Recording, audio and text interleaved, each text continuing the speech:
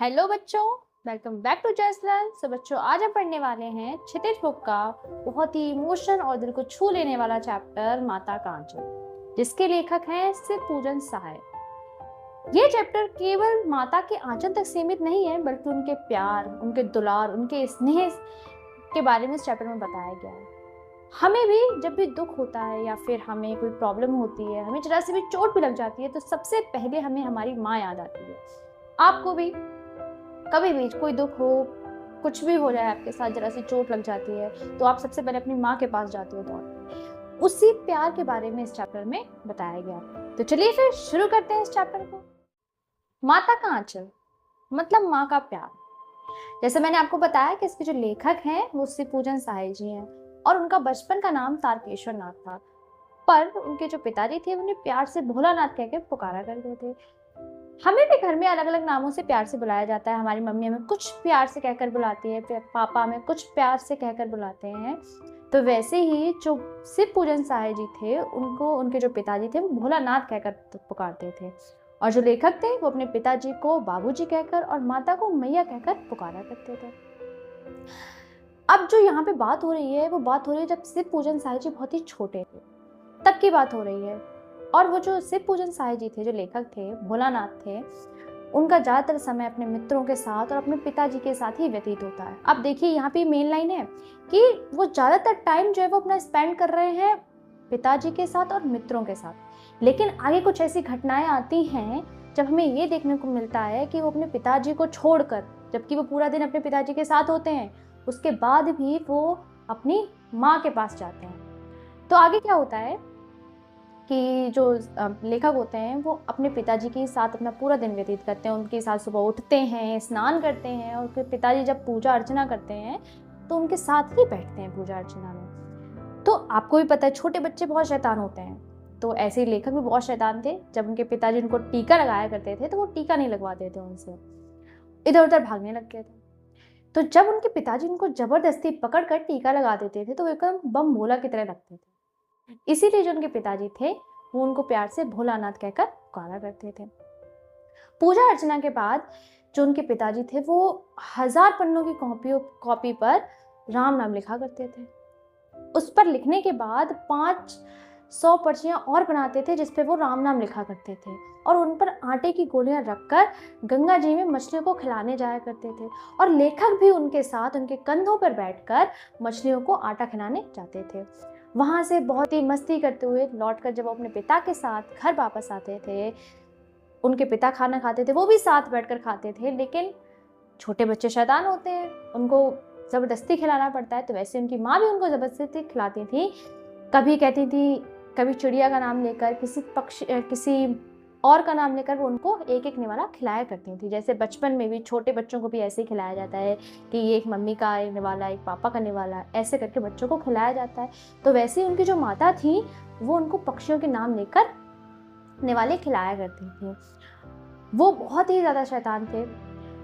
जब उनकी माँ जो थी उनके बाल बनाया करती थी तो वो रोने लगते थे, जिससे उनके पिताजी बहुत नाराज़ होते थे। लेकिन उनकी माँ बिल्कुल नाराज़ नहीं होती थी, वो प्यार से उनके बाल बनाया करती थी, उसमें जूड़ा लगाया करती थी और लड्डू बनाकर उसमें फूल लगा दिया करती थी, और कलरफुल रंगीन कुर्ता पहनाकर तैयार कर देती थी, जिससे वो देखने में बिल्कुल कन्हैया की तरह लगते थे।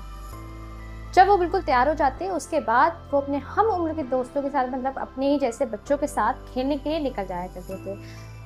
वो एक नाटक का खेल खेलती थी। जैसे बचपन में हमने भी बहुत सारे खेल खेले हैं, जैसे कि गुड़िया के साथ खेलना, घर घर खेलना, ऐसे खेल होते हैं। वैसे ही उन्होंने भी वो भी नाटक के खेल खेला करते थे। सरखंडे के जो खंबे होते थे उस पर कागजों की चादर बनाकर दुकान बनाया करते थे, जैसे मिट्टी से बनी हुई मिठाइयाँ बेचते थे, जो कि सारे बच्चे मिलकर नकली पैसों से खरीदा करते थे। ऐसे वो तरह तरह के नाटक किया करते थे। उनके लिए चबूतरे का एक छोटा सा कोना ही घरौंदा बन जाया करता था, या फिर जो चौकी होती है वो चौकी को ही दुकान मान लिया करते थे। तो ऐसे ही वो छोटे छोटे खेल खेला करते थे, जिसमें उनके जो बाबूजी थे वो भी भाग लिया करते थे। कभी कभी तो ऐसा करते थे कि असली के पैसों से वो मिठाइयाँ खरीदा करते थे। जबकि सारे जो बच्चे होते हैं, हम लोग भी छोटे छोटे कागज के ऐसी पर्चियाँ छोटे बच्चे बना लेते हैं और कह देते हैं ये पैसे हैं। तो वैसे ही वो भी क्या करते थे कि कागज की पर्चियाँ बना लेते थे जिनको पैसे मानते थे और उनसे ही वो नकली मिठाइयाँ खरीदा करते थे। ऐसे वो खेल खेला करते थे। ऐसे घरौंदे में वो शादियों का भी नाटक हुआ करता था जिसमें शहनाइयाँ तानपुरा सब बजाए जाते थे, जिसमें दूल्हा दुल्हन की शादी भी होती थी। बहुत मज़े से वो ये खेल खेलते थे। लेकिन जब कभी भी बाबूजी को भी बहुत अच्छा लगता था उनके इस खेल में भाग लेना। तो बाबूजी जब कभी भी वहाँ आते और वो जैसे ही दुल्हन का घूंघट उठा के देखते, तो वैसे ही सारे बच्चे शर्मा कर भाग जाया करते, वहाँ से शर्मा जाते थे। और बाबूजी को भी बहुत अच्छा लगता था उनके इस नाटक में भाग लेना। जैसे कि हम छोटे होते हैं तो हमें भी बचपन में बहुत खेल खेलना पसंद था।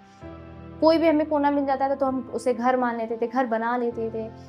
कभी कभी हम अभी भी दिवाली पे देखते हैं, जो छोटे बच्चे होते हैं दिवाली पे हम जो मिठाइयाँ आती हैं, जो दिए होते हैं, उनसे दुकान बनाते हैं और उसके बाद उन मिठाइयों को बेचते हैं, नकली पैसे से खरीदते हैं, दियों से तकरी बनाते हैं, आपने देखा होगा। तो वैसे ही वो लोग भी इनसे खेला करते थे।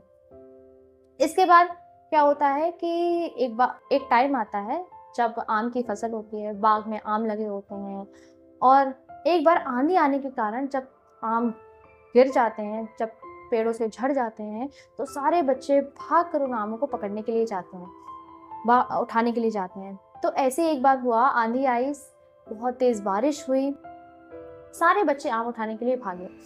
लेकिन क्या होता है, बारिश होने के कारण जगह जगह से बिच्छू निकल आते हैं बहुत सारे, इससे सारे बच्चे डर जाते हैं और इधर उधर भागने लगते हैं। और उसी वक्त उनकी मुलाकात होती है मासूम तिवारी से। जो मासूम तिवारी होते हैं उनको बच्चू जो होता है, वो एक बच्चा बच्चू होता है जो उनको चिढ़ा देता है और उसकी ही देखा देखी सारे बच्चे भी उसको चिढ़ाने लगते हैं। मासूम तिवारी बहुत नाराज हो जाता है इस बात से और वो सीधा जाकर उनकी पाठशाला में उनके गुरुजी से शिकायत कर देता है। तो उनके जो गुरुजी होते हैं वो आदेश देते हैं कि सारे बच्चों को पकड़कर पाठशाला लेकर आया जाए, जिसकी वजह से सारे बच्चों को पकड़कर, लेखक को भी पकड़कर पाठशाला लाया जाता है। उनकी शिकायत करी जाती है, गुरुजी उनको डांटते हैं कि ऐसा क्यों किया। वो उनकी डांट पड़ती है, पिटाई भी होती है, जिसके कारण लेखक बहुत रोते हैं। और तब जो लेखक के पिताजी वहाँ आते हैं, वो अपने पिताजी के गले लगकर बहुत रोते हैं। छोटे बच्चे तो रोते ही हैं, जरा सा भी उनको डांट पड़ जाए बहुत रोते हैं। तो वैसे ही वो अपने पिताजी के गले लगकर बहुत रोते हैं।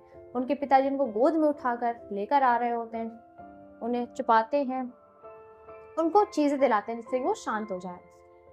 लेकिन लेखक क्या होता है, अपने मित्रों, जब रास्ते में जा रहे होते हैं तो अपने मित्रों की मंडली देखते हैं। फिर से वो नाटक खेल रहे होते हैं उनके मित्र, वो उनकी मंडली को देखते हैं। वैसे उनका रोना बंद हो जाता है और जाकर उस मंडली में शामिल हो जाते हैं।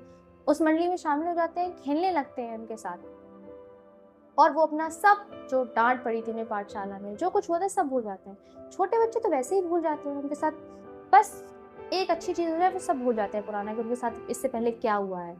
वैसे ही लेखक भी थे, बहुत छोटे थे, जिसकी वजह से वो सब भूल जाते हैं कि उनके साथ अभी उनको गुरुजी ने उनको डांटा था, जो अभी उन्होंने शैतानी दी उसके लिए। तो वो अपने मित्रों की मंडलियों में जाकर खेलने लगते हैं।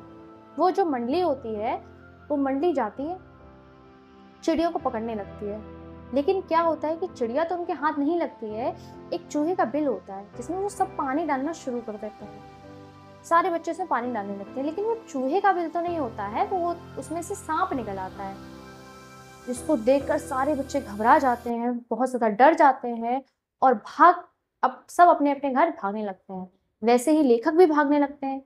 वो भागते भागते दौड़ते, गिरते पड़ते, भागे गिरे, फिर भागे गिरे, फिर भागे गिरे, ऐसे गिरते गिरते वो घर तक पहुंचते हैं, जिसके कारण उनके हाथ में, पैर में चोट लग जाती है, इससे खून निकलने लगता है, वो लहूलुहान हो जाते हैं। जब वो घर पहुंचते हैं तो दहलीज पे उनके जो बाहर उनके पिताजी बैठे हुए होते हैं, जो हुक्का पी रहे होते हैं। लेकिन उनके पिताजी पूछते हैं क्या हुआ है, लेकिन वो अपने पिताजी के पास ना रहकर, जैसे मैंने आपको स्टार्टिंग में बताया था कि वो पूरा दिन अपने पिताजी के साथ बिताते थे, उनके साथ स्नान करते थे, उनके साथ घूमने जाते थे, मछलियों को खाना खिलाते थे, सब करते थे। लेकिन इस बार क्या हुआ कि उनके पिताजी बाहर ही बैठे हुए थे और वो इतना डरे हुए थे सांप को देखकर भागते हुए आए, परंतु वो अपने पिताजी के पास नहीं गए, वो सीधा गए अपनी माँ के पास और उनकी गोद में सर रखकर लेट गए। उनकी माँ ने उनको देखा, उनकी माँ भी उनके साथ रोने लगी कि ये क्या हुआ, इसको इतनी चोट कैसे लगी। उनकी माँ उनकी चोट पर दवाई लगाने लगी। उनके पिताजी ने काफी बार बुलाया, भोलानाथ को काफी बार बुलाया, लेकिन उसके बाद भी उन्होंने अपनी माँ के गोद में रहना ज्यादा सेफ फील किया। वो अपने पिताजी के पास नहीं गए, अपनी माँ के पास ही रहे, जिससे कि ये पता चलता है कि हम अपनी माँ के पास ज्यादा सेफ फील करते हैं, चाहे हम किसी से कितना भी प्यार करें, लेकिन हमें जब कभी चोट या कुछ भी होता है तो हमें सबसे पहले हमारी माँ ही याद आती है। ऐसे ही जब वो सांप के डर से भागे, उनको चोट लगी, वो इतना ज्यादा डरे हुए थे कि उनको कुछ नहीं दिखाई दे रहा था, बस अपने माँ का आंचल दिखाई दे रहा था कि जल्दी से वो पहुंचे, अपनी माँ की गोद में सर रखें और अपने इस डर को खत्म करें। और माँ भी उनको, जो कि इतना प्यार करती थी, उनको भी रोना आ गया उनकी चोट देखकर। उन्होंने उनकी चोट पर दवा लगाई। ऐसे ही इस चैप्टर में ये बताया गया है कि माँ का आंचल जो होता है वो माँ का प्यार होता है, माँ का स्नेह होता है। हमारा माँ के लिए प्यार होता है कि हम दुनिया में सबसे ज्यादा प्यार अपनी माँ से करते हैं। जब भी हमें कोई दुख होता है, डर होता है, कुछ भी होता है, तो सबसे पहले हमें माँ याद आती है। तो चैप्टर यही फिनिश होता है। All the best.